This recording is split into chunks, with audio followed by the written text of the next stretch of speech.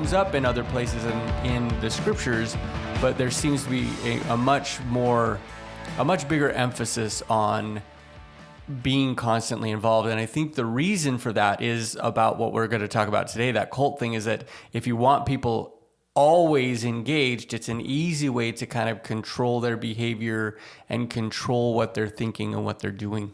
Right. Through time commitment. Right.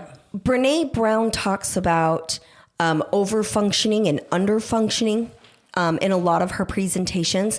And something that I work with a lot of people on in my clinic would be Brene Brown's definition of over-functioning, or what I like to say as an addiction to being busy, like I can't stop moving. And one of the things that I see in, those individuals in Mormonism that would be identified as quote unquote good members or righteous members is this addiction to busyness. And I actually, Mason, I'm going to pick on you a little bit. I mean, I used to see it in myself, and I've really gotten through that, I feel, over the last 5 years. Having a mental breakdown, definitely, having a true nervous breakdown definitely forced me to slow down. But up until that point, I always was addicted to being completely busy.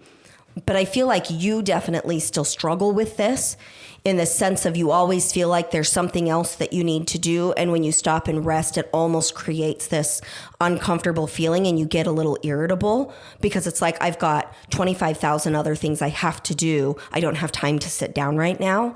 And I think a lot of that, not all of it, but a lot of that is from the influence of the church and that need to be anxiously engaged in quote unquote good causes.